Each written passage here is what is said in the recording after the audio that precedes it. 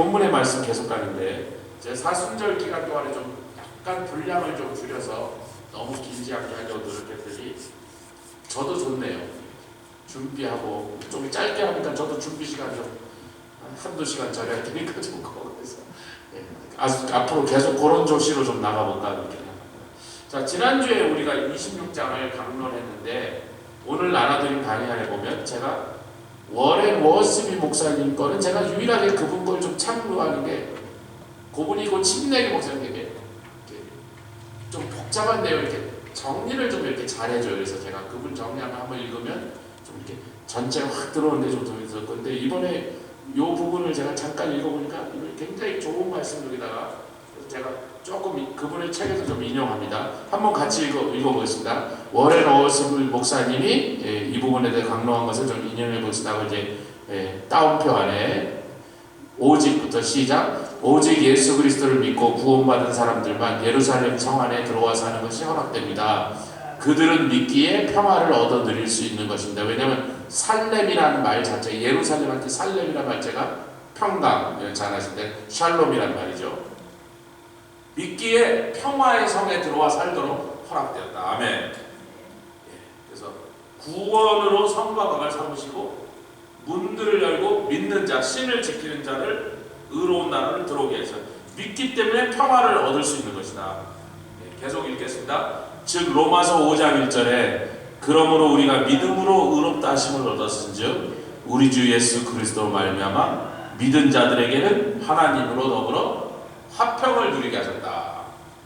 여기도 계속 워렌 워스비 목사님의 말씀입니다.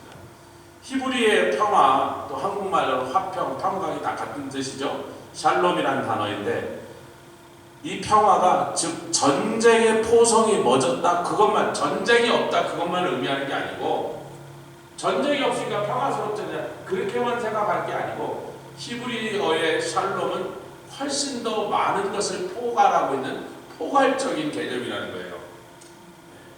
전쟁이 없는 상태 그것만 평화라고 부르는 게 아니고 그건 아주 적은 좁은 의미의 소극적인 의미의 평화고, 온전한 평화는 뭐냐면 모든 것이 두루두루 갖춰지고 또 모든 것이 있어야 될 제 위치에 다 있어야 되는데 건강도 있어야 되고 아멘, 행복도 있어야 되고 영혼의 깊은 곳에 고요한 평안도, 안전도 있어야 되고 안전해야죠. 총소리 나는데 평화가 있을 사람이어서 막 사막에서 막 폭탄 터지고 그러는데 그 속에 평화가 있을 수가 없죠. 그래서 안전도 있고 모든 것들이 완성되는 포괄적. 그래서 유대인들이 한국말의 안녕과 유대인의 샬롬이 똑같은 용법으로 쓰는데 질문, 안녕하세요 그러잖아요. 질문형이잖아요. 안녕하세요. 그 안녕이란 말 샬롬이랑 똑같아요. 아침, 점심, 저녁 헤어질 때 만날 때 가는 사람이랑 오는 사람이, 왜 미국 영어로는 되게 다르거든요. 갈 때 하고 보내는 사람과 떠나는 사람이 서로 다르게 인사를 하거든요. 그런데 경상도 사람은 가는데 가거래, 있거래 그런단 말이에요.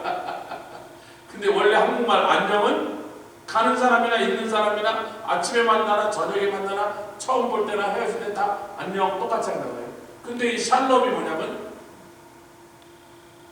무엇이 당신을 평강하게 만듭니까? 라고 묻는 거래요. 그럴 때 이사야 선지자라면 이렇게 대답했을 거다. 워렌 워스비 목사님의 얘기입니다. 이사야라면 나의 샬롬, 나의 평화는 주님으로부터 오는 것입니다. 그 당신은 무엇 때문에 지금 평안하냐 이렇게 묻는 거라는 거야. 샬롬 그렇게 물을 때 뭐가 당신을 평화롭게 만들어줬습니까? 이렇게 묻는 거예요. 내 샬롬은 주님으로부터 오는 겁니다. 아멘. 나는 온전히 그분을 신뢰합니다. 주님이 있으면 나는 다 가졌습니다. 억울할 것 없고 답답해. 예수 나의 전부. 예수님이 있으면 하나도 뭐 걱정할 것도 없고 아쉬운 것도 없고 답답한 것도 없고. 우리 이종문 목사님 참 우리 교회 한 두세 번 오셔서 몇 번 설교하셨는데 뭐 한 번 오시든 몇 번 하셨는데 나중에 그러니까 다 그 얘기가 그 얘기야. I have nothing but Jesus. 뭐 그 얘기만 하다가 안 써요. 아니 근데 아무리 들어도 다 지당한 말씀이고 너무나 은혜가. 그러면 I have nothing but Jesus.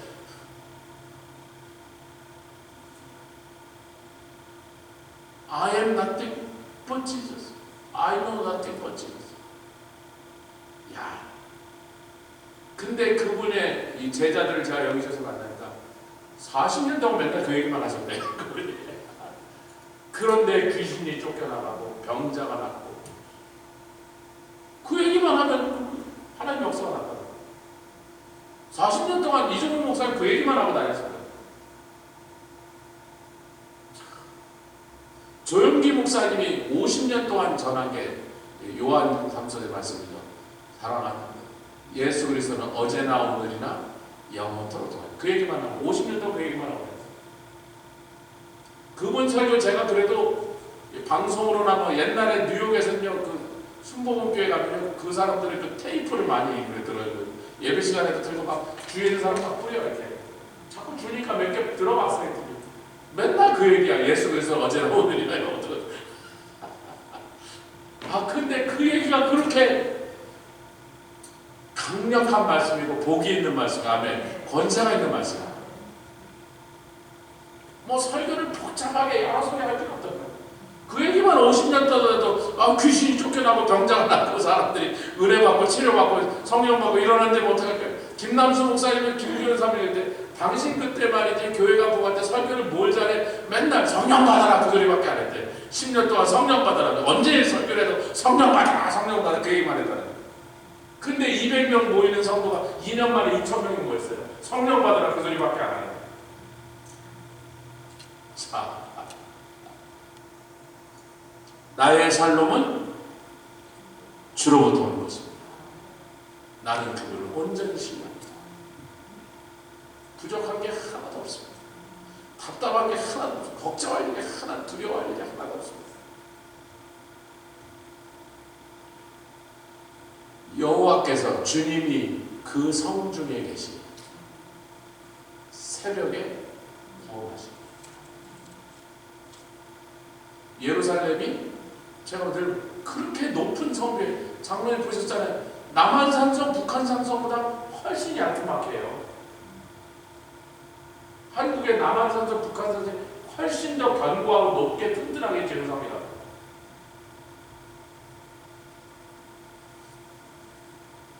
저희 옛날에 동대문고 살 때 이렇게 가다 보면 성벽이 이렇게 옛날 무너진 성벽이 이렇게 보였어요. 북한 거기 가서 놀았다고. 예루살렘 보니까 에게 처음에 보니까 요거밖에 안 돼 그랬어요. 그것도 다윗 시대에 그렇게 지은 게 아니고요.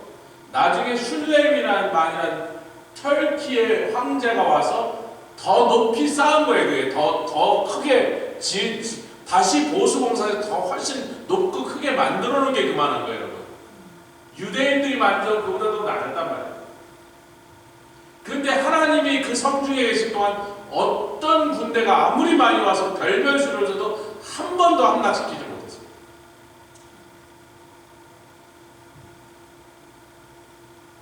그게 뭐예요? 구원으로 성과 곽을 삼았어. 하나님이 우리와 함께 계시니 무적이 된 거지. 성을 높이 쌓았다고 곽을 튼튼히 했다고 그 성이 안 무너져. 여러분 골키퍼가 있다고 골이 안 들어가니까 성벽을 쌓았다고 몇천 년 동안 두들기고 또 두들기면 언젠가 반드시 한 번은 함락되는 거죠. 아무리 견고한 성도 한 번은 함락되면 그 안에 있는 사람은 전멸을 당하는 거예요. 골키퍼가 있다고 골이 안 들어가냐 말이에요. 성을 높이 쌓는다고 그 성이 한 번 함락 안 당하냐 말이에요. 바울의 빌립보서 지난 시간에도 읽었습니다. 그 다음 페이지를 가면 바울의 빌립보서의 4장 6절부터 9절까지 보면도 이사야서 26장 3절을 근거로 하는 것이다. 지난 시간에 읽어서 한번 여기 그냥 적혀있는 대로 읽겠습니다. 다음 페이지 빌립보서 4장 6절부터의 바울은 시작. 아무것도 염려하지 말고 오직 모든 일에 기도와 간구로 너희 구할 것을 감사함으로 하나님께 아뢰라. 그리하면 모든 지각에 뛰어난 하나님의 평강이 그리스도 예수 안에서 너희 마음과 생각을 지키시리라. 정말로 형제들아, 무엇에든지 참으며 무엇에든지 경건하며 무엇에든지 오르며 무엇에든지 정결하며 무엇에든지 사랑할 만하며 무엇에든지 칭찬할 만하며 무슨 덕이 있든지 무슨 기름이 있든지 이것들을 생각하라. 너희는 내게 배우고 받고 듣고 본 바를 행하라. 그리하면 평강의 하나님 너희와 함께 하시리라. 26장 3절에 뭐라고 바울이 이사야서 26장 3절의 말씀을 근거로 그런 얘기를 했는데 26장 3절이 뭐라고 했는지 다시 읽어보면 그 밑에 있죠. 주께서 심지가 견고한 자를 평강의 평강으로 지키시리니 왜냐하면 이는 그가 주를 의뢰함이니라. 찬송한 것입니다. 여러분, 지난 시간에 나눠줬던 강의 안에 지난주 거 끝페이지 350페이지를 한번 돌아가 봅시다.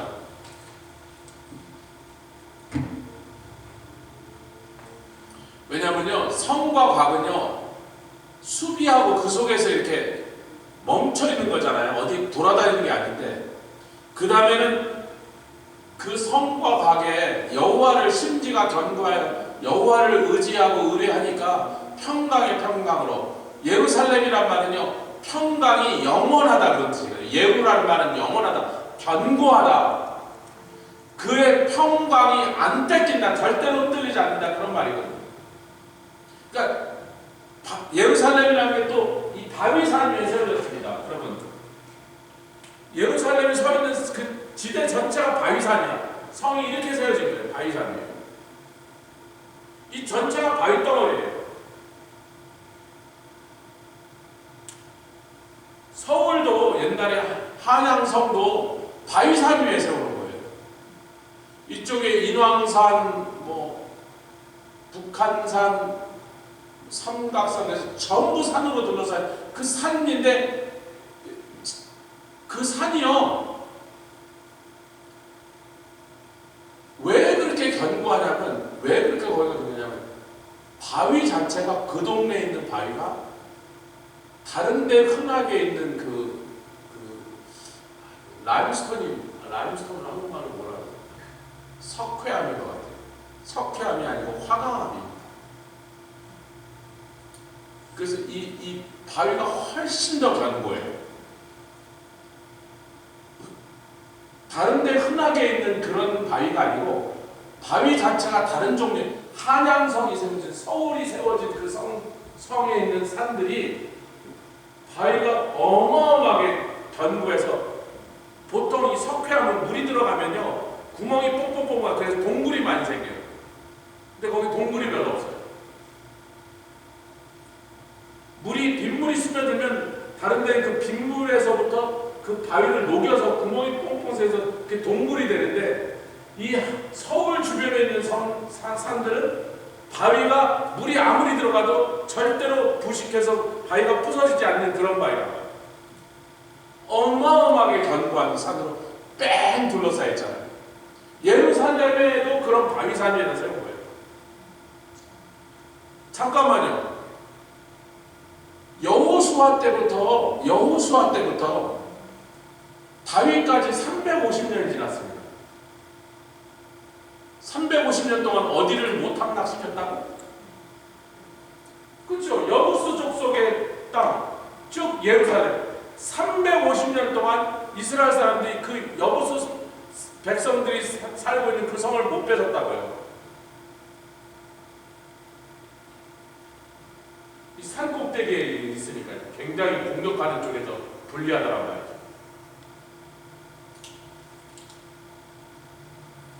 그런데 이제 350페이지 강의 안에 보면 그 다음에는 믿음은 같이 해서 믿음은 가는 거다.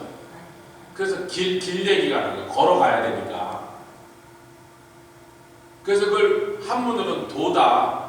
하나님을 섬기는 길이단 말이에요. 길. 하나님의 영어로는 His ways, His words, His ways. ways라는 게 도란 말이에요. 길이잖아 말이에요. 길은 뭐라 그러냐? 정직은 인간을 정직하다 할 때는, 사람에게 정직하다고 할 때는 메이샤르라는 단어를 써서 똑바르다, 아니면 평평하다, 반반하다, 동일하다. 굽지 않았다는 뜻이에요. 굽지 않았다. 하나님과의 관계에서 늘 똑바르다. 아멘.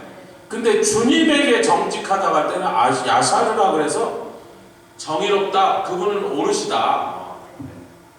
절대적이라는 그분은 오르시고 우리의 정직은 상대적이야. 주님과의 관계에서 그 관계가 똑바르다 이거예요. 하나님은 스스로가 의로우신 분. 아멘. 당신 자신이 의예요. 우리는 우리 스스로가 의롭지 완벽하게 의로울 수가 없어. 의롭지 못한데 어떡하겠어요. 근데 주님과의 관계가 평평하면 똑바르면 우리도 그 의를 함께 주님과 함께 얻을 수 있다. 정직하다 그런 말이에요. 의인의 첩경이랄 때 마갈이란 단어인데 이게 길이라는 뜻인데요. 이게 평탄케 하다라고 할 때는 이게 쟤네들아 제가 그림 그렸죠. 어마어마한 롤러가 이렇게 있어갖고 사람이 앉아갖고 아스팔트 공사할 때 롤러를 이렇게 길에 하이웨이 다니다가 그런 거야. 하이웨이 이런 쇳덩어리가 된 바퀴가 막 몇 톤짜리 그냥 아스팔트 이렇게 막 붓고 가면 이제 그 차가 와서 밀고 그 무게로 이렇게 밀어놓으면 나중에 편하게 가요. 아니 이게 히브리어 사전에서 롤러로 눌러서 길을 평평하게 골랐다 이런 뜻이라니까요. 이게 사전에 나온 걸 그대로 적은 거예요. 그랬더니 주님과의 관계에서 우리의 길이 정직하니까 롤러로 눌러서 평평하게 하니까 주님과의 관계가 평평하면 우리가 걸어가는 길도 평평하게 만들어주시겠대. 지금 히브리 말로 읽으면 그게 재밌는 표현이에요. 얼마나 오묘하고 재밌고 참 놀라운 말씀입니다. 자, 이제 351페이지로 돌아왔습니다. 352페이지로.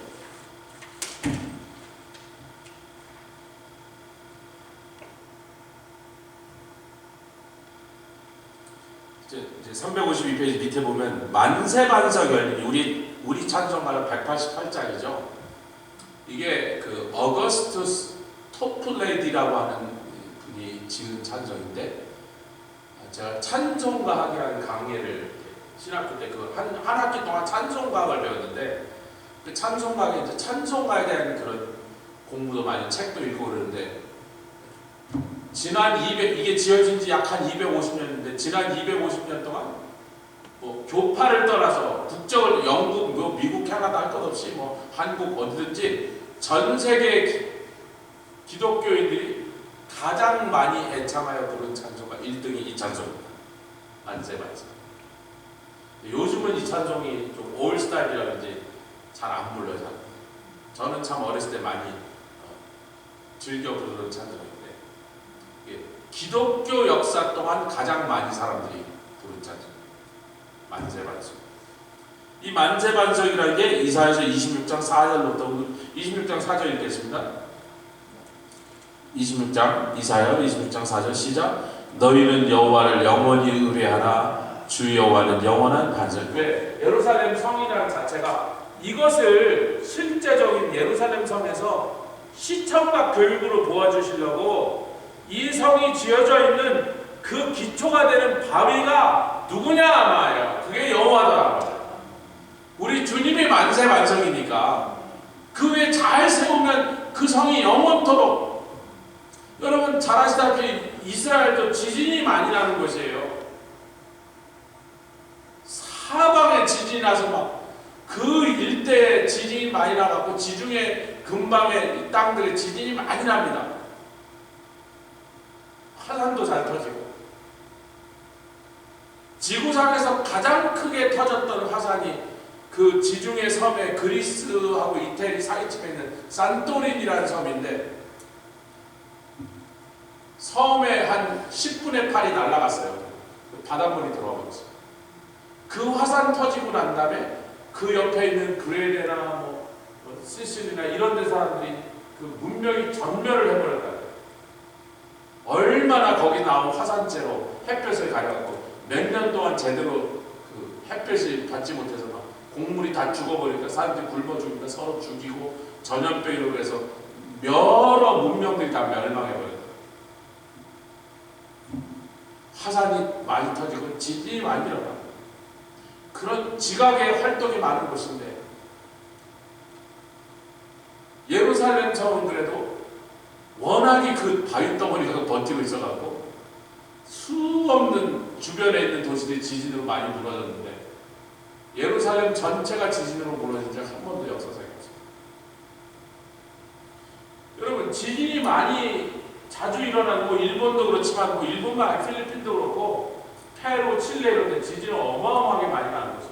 알라스카도 한 번씩 지진이 나면 막 대단하더라고요. 산이 막 몇백 미터가 바다로 들어가 버리고 막 그래요. 알라스카 지진이 많이 나는 것입니다. 환태평양 지진대라 그래서 링 오브 파이어라고 해서 저 남미의 칠레 안데스 산맥 주변으로 미국의 캘리포니아 이렇게 해서 쭉 올라서 알라스카에서 이렇게 내려와서 시베리아도 여러분 지진 화산 어마어마합니다.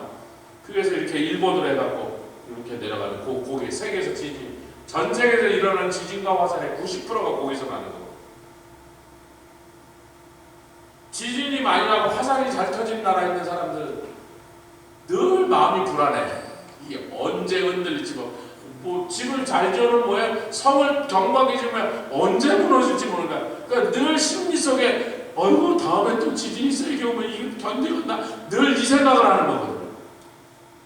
근데 저 예루살렘 성이 다윗 시대에도 그렇게 서갖고 몇백 년째 서 있었으니까 이 지금 다윗이 3000년 살았는데 그 전에도 서 있었으니까 최소한 3000년이 넘은 성이라는 말이에요. 고구려보다 훨씬 더 앞에 그 성이 서 있었는데 여태까지 지진으로 완전히 무너진 적이 한 번도 없었단 말이죠. 사람들이 그걸 볼 때마다 저 성은 참 신기하네. 어떻게 마음에 그런 생각 어떻게 저렇게 저 성 견고하게 서 있지? 늘 그렇게 생각한단 말이에요. 여기저기 무너져도 저건 안 무너지니까. 피츠버그도 되게 지진이 안 나는 것인데 그렇다고 절대로 안 난다고 생각하지만 여기도 날 수 있는데 지진이 나면 우리는 대나무 같이 있습니다. 빨리 교회 오자. 대나무가 대나무가 이제는 막 저쪽까지 퍼져서 막 이제는 저 뒤를 완전히 저 대나무가 이쪽으로 쫙 퍼진다부터 흙이 안 썰려 내려가요. 딱 잡았어요. 드디어 지진이 나도 교회로 다 오시면 돼. 대나무 밭으로 다 들어갔어. 그래서 만세반석 열리니 내가 들어갑니다. 너희는 여호와를 의뢰하라. 주 여호와는 영원한 반석이시다.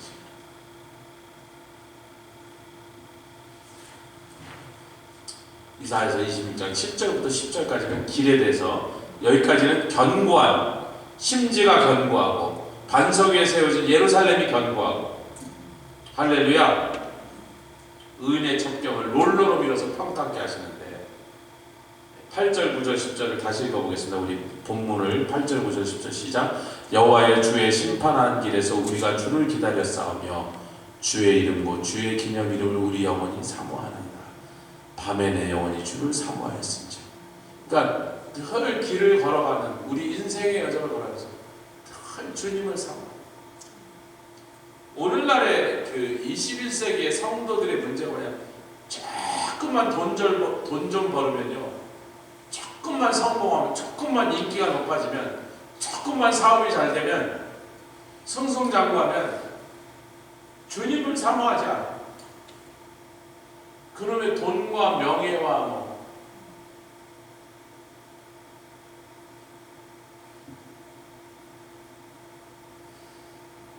주의 이름 곧 주의 기념 이름을 우리가 영원히 사모해요. 여러분 그 다음 페이지를 보시면 제가 이제 히브리어를 좀 단어 하나하나 이렇게 하는데 이름이라는 뜻에서 명성, renown이라는 뜻입니다. 존경이라는 하나님의 이름이 굉장히 명성이 높아졌다. 아멘. 그래서 그 이름을 기념하는 이름으로 삼았다.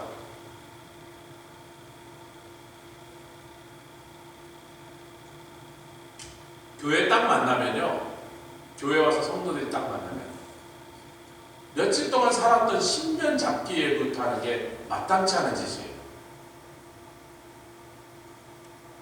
먼저 하나님 그분의 이름을 들먹거리고, 내 일주일 동안 사는 동안에 주님이 이렇게 도와주셨어, 이렇게 내가 기도할 때 은혜를 주셨어. 주의 이름이 기념받아야 돼요. 아멘. 성도들이 모이면 예수의 이름을 먼저 기념해야 돼요.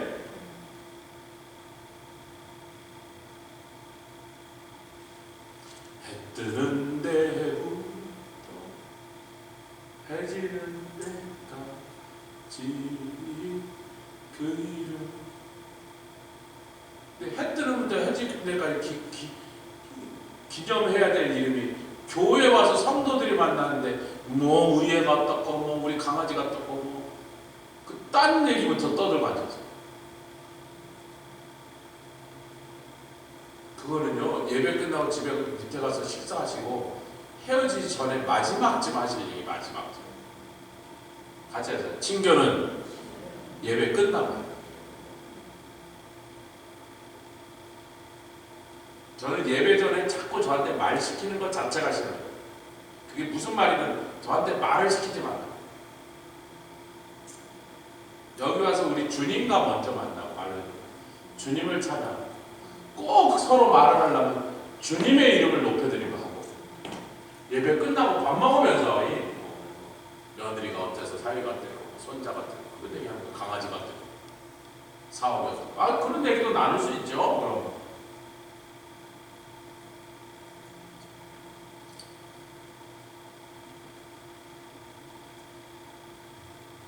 그런 걸 바로 해야 돼요. 그 교회는 그런 걸 바로 해야 교회가.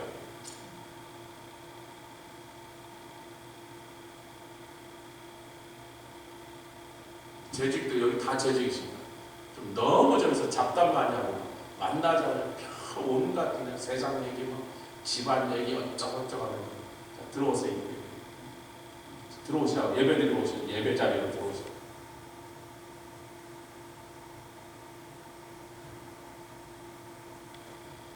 할렐루야. 그 기념 이름을 내가 사모합니다. 그 이름을 내 영혼이, 8절과 9절에 두 번 다 우리 영혼이 사모하나이다. 밤에 내 영혼이 줄 이 영혼이라면 넷펫이라는 말입니다. 정확한 번역은요, 혼이라고 다른 곳에는 주로 번역돼, 여기 영혼이라고 했는데, 영이 스피릿이 아니고 혼이에요, 혼. 근데 어떤 의미에서 혼이냐면요, 창세기 6장에 무릇 코로 숨을 쉬어서 코로 기식하는 모든 것을 다 죽더라 할 때, 코로 숨쉬는 존재라는 뜻에서 넷펫이.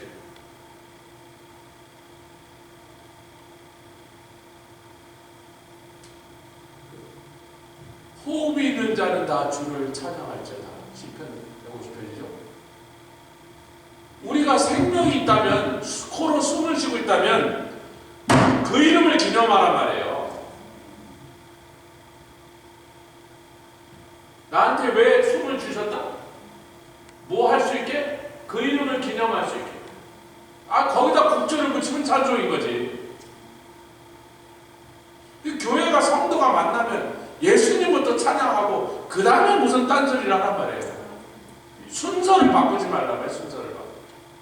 잡담 먼저 하고 그 다음에 예배드리러 들어오지 말고. 재직들이라면 그 얘기를 해야 된단 말이에요.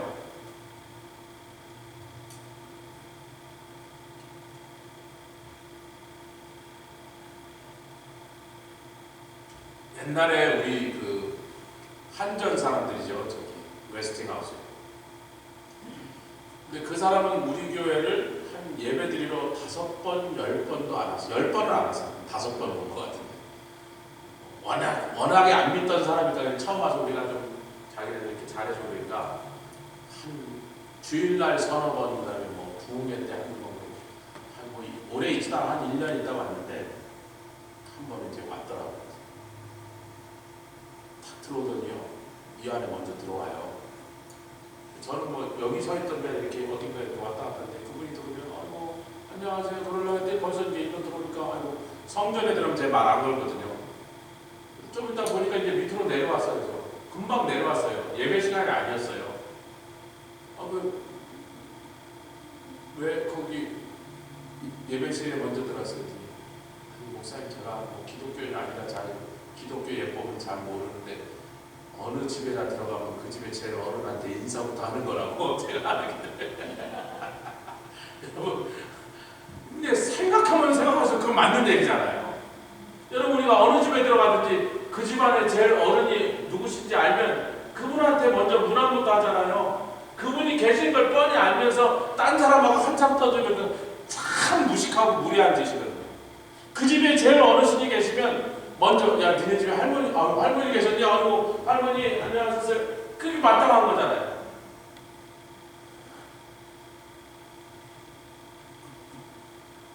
그 사람은 성경도 몰라, 예수도 몰라, 기독교 뭔지 몰라, 기독교에 관심이나 하나도 몰라. 근데 자기 생각에 이 집은 하나님의 집이라 그러고 아무리 봐도 하나님이 제일 높은 분일 것 같으니까 여기 들어와서 하나님 앞에 인사부터 하고 내려왔다는 거예요. 그게 뭐가 잘못됐는데 그게 뭐가 이상해? 아이고 뭐 그 사람 교회 한다니까 뭘 모르는 무식한 소리. 아니야 내가 볼 때 그 사람이 더 유식한 사람이에요.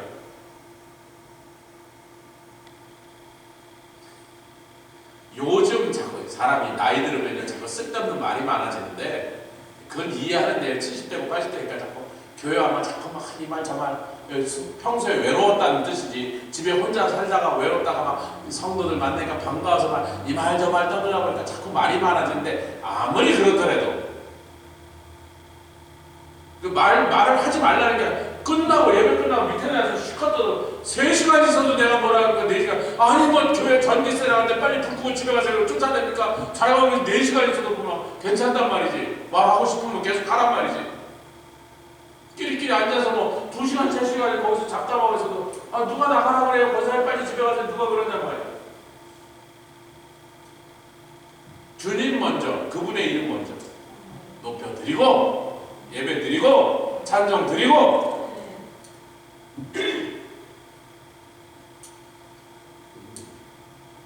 저녁에 계시다 국수까지 끓여 먹고 봤는데 누가 뭐라 그래요?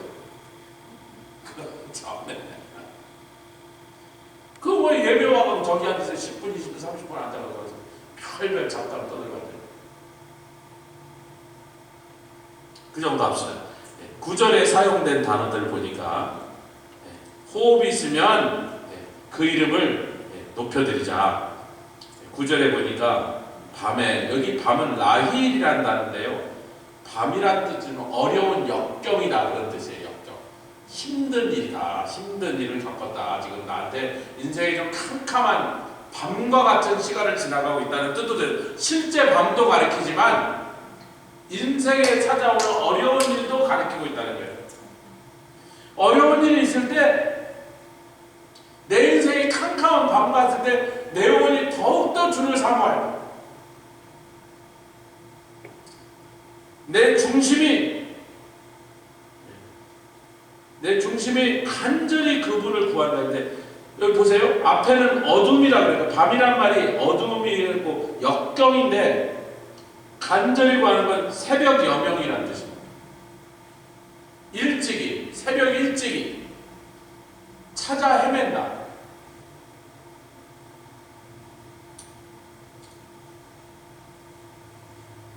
아직 해도 안 떴는데 잠이 까자마자 그거부터 찾아 헤매는 게 뭐예요?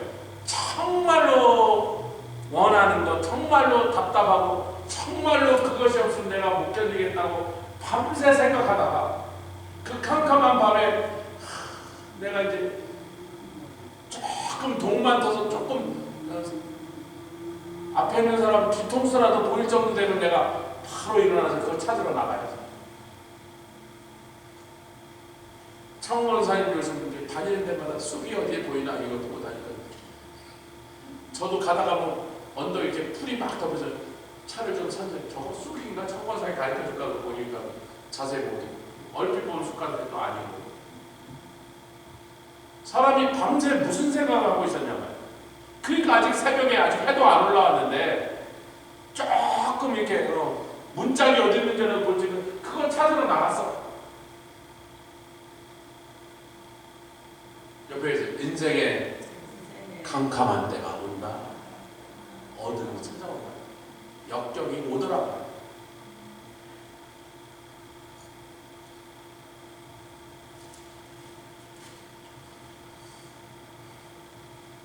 그래서 주께서 땅의 거민을 심판하실 때 세 개의 거민이 의를 배운다.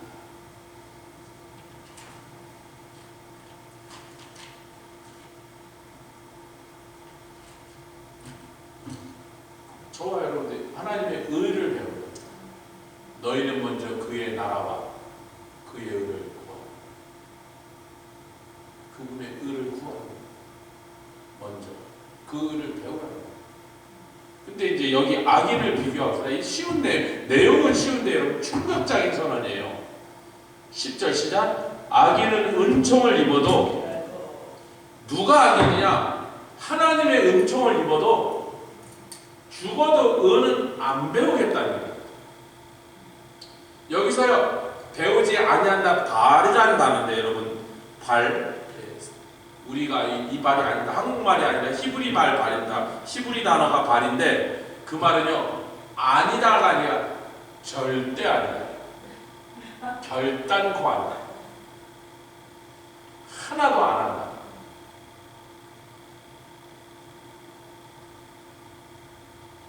은총을 여러분 가끔 교회에 은혜 많이 받았는데 하나님의 은은 죽어도 안 배우는 인간. 그 사람들을 하나님 뭐라고 말씀이? 악인이야.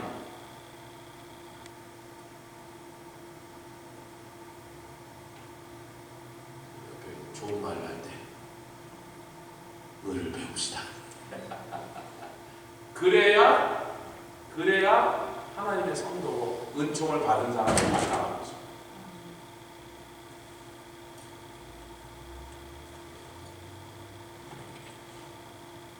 자기가 사는 땅은 정직한 땅인데 그 정직한 또 그렇습니다. 평평하다는 뜻이에요. 하나님과의 관계가 평평한 곳에서 옆에 있는 사람들은 전부 하나님과 관계를 바르게 하려고 몸부림을 치고 하나님 앞에서 정직하려고 몸부림치고 그래서 하나님이 그 사람에게 첩경을 주신대. 자기는 그 땅에서 살면서 그런 교회 다니면서도 절대로 의를 안 배우고 계속 불의를 해요.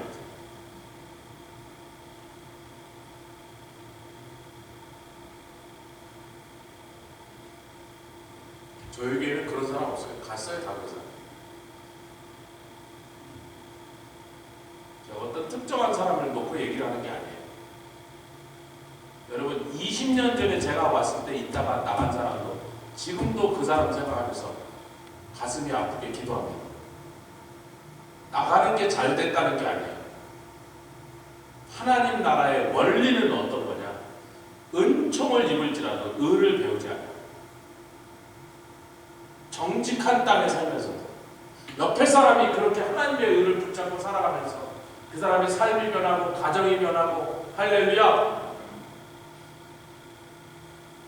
그렇게 날마다 그걸 보면서도 자기는 결단코 그 의를 배우지 아니고 불의한 일을 행하니 여호와의 위엄을 돌아보지 않아 하나님을 높일 뿐으로 경외할 뿐으로 높여드리지 않고 경외하지 않는다. 그걸 뭐라고 부르냐? 그게 악입니다. 그게 악인의 길이고 악인의 모습입니다. 여러분 죄는요 이렇게 구별하셔야 됩니다. 허물과 죄를 합쳐서 죄라고 불러요. 죄와 악은 또 다른 거예요. 죄와 악을 합쳐서 죄악이라고 해요. 죄 속에는 허물도 있고 죄도 있는데 허물과 죄는 어떻게 구별돼요? 허물은요 알고도 지은 죄예요. 자기가 이게 허물인지 알고 그래도 졌어. 그러면 허물은 어떻게 돼? 시편 30편에 허물에 사하심을 받고 죄에 덮으심을 받는다는 보이는 사하심은 여기서 사하심은요 들춰낸다는 다윗이 밧세바를 취하는 게 나쁜 일인지 몰랐어요? 알았어요? 왜 알았는지 우리가 어떻게 하죠? 그 사람이 그걸 알았다는 거 어떻게 하죠? 어떻게든지 우리아를 밧세바랑 자고 가게 만들려고. 야 우리아야, 집에까지 왔는데 네 이쁜 마누라가 있는데 오늘 밤 집에 가서 왜 사랑 해주고 그래라. 아니 지가 왜 그거 걱정을 해? 뭐 우리아가 집에 가서 자든 친구 집에 가서든 무슨 상관이야? 뭐 하려고 지금? 자기가 한 나쁜 짓을 덮으려고 지금 그 짓을 하고 있잖아요. 그러니까 그런 걸 허물을 하나님이 들춰내신다. 그래서 뭐라 그래요? 나단 선지자, 너는 숨어서 은밀히 했으나 나는 너의 그 허물을 백주전에서 온 이스라엘 보는 앞에서 전부 들춰낼 까닭일 거야. 그리고 그렇게 하셨잖아요. 근데 죄는 덮으셔야 돼. 그 죄는 뭐예요? 우리가 원하지 않아도 알지 못하고, 왜? 죄 가운데 출생하였기 때문에 그냥 죄인의 피를 받아서 태어났으니까 나도 모르게도 자꾸 죄를 짓는 거야. 원하지 않아도, 계획하지 않아도, 아이고 지어놓고 아이고 그게 죄였구나, 아이고 하나님 미워하신 죄였구나 이러는 거예요. 근데 그거는 덮어주신다. 그럼 악은 뭐예요? 여러분, 악은 뭐예요? 성경은요, 악을 용서하고 악인을 용서하신다는 말씀이 한 번도 없습니다. 악인은 평강이 없느니 반드시 파멸로 간다. 악인은 뭐예요? 마귀 편에 조이다. 하나님과 사단이 싸울 때 하나님을 배신하여 마귀 편으로. 악인은 절대 용서가 없어요. 죄인하고 달라요. 악인이 하는 짓, 은총을 입어도 의를 안 배워. 그럼 우리는 은총을 입은 사람인 것까지 똑같은데 악인과 의인이 뭐가 달라요? 어디서부터 달라지나요? 하나님의 의를 배우는 사람, 그리고 그 의를 행하는 사람. 악인은 그 반대로 정직한 땅에 살아도 계속 불의를 해가요. 하나님의 위엄을 돌아보지 않아요. 하나님을 경외하지 않아요. 그는 속으로 은근히 하나님을 경멸하고 깎아내리고 지가 덤벼도 될 뿐이라고 생각하거든요. 그래서 마귀와 함께, 마귀가 이것저것 좋은 걸 주니까 마귀와 함께 그 편에 붙어서 하나님을 향하여 대적하여 덤벼요. 로마서 2장에 분명히 악인에게는 평강이 없다. 반드시 하나님 파멸, 반드시 심판. 그러니까 악인이 어떻게 해서 악인이 되느냐? 그 생성당에 악인이 은혜를 받았는데, 은총을 입었는데, 교회 다니는 사람 중에서 악인이 생겨난다. 근데 죄와 허물은 다른 겁니다. 악과 죄와 허물은 다른 겁니다. 죄는 아무리 끔찍한 죄고 여러 번 죄를 지었어도 회개하기만 하면 덮어주신다니까. 뭘로? 예수의 피로, 예수님의 벗은 옷으로 덮어주신다. 같이 기도하겠습니다. 주님 감사합니다. 오늘도 이 말씀을 통하여 다시 한번 의를 배우는 사람들이 되게 하시고 의를 행하는 사람들이 여호와의 위엄을 높이 경외하면서 주께 영광을 돌리고 찬양하는 그들 되게 해주시기 감사합니다. 호흡 있는 사람은 찬양하라 했습니다. 호흡 있는 사람은 주님을 사모하라고 하셨습니다. 주님을 사모합니다. 우리에게 날마다 주님의 의를 가르쳐 주시고 베풀어 주시옵소서. 감사드리고 주 예수 그리스도의 귀하신 이름으로 기도드렸사옵나이다. 아멘. 하늘에 계신 우리 아버지여, 이름이 거룩히 여기심을 받으시며 나라에 거하시며 뜻이 하늘에서 이루어진 것 같이 땅에서도 이루어지이다. 오늘날 우리에게 일용할 양식을 주옵시고 우리가 우리에게 죄진 자를 사하여 준 것 같이 우리의 죄를 사하여 주옵시고 우리를 시험에 들지 말게 하시며 다만 안에서 구하옵소서. 대개 나라와 권세와 영광이 아버지께 영원히 있사옵나이다. 아멘.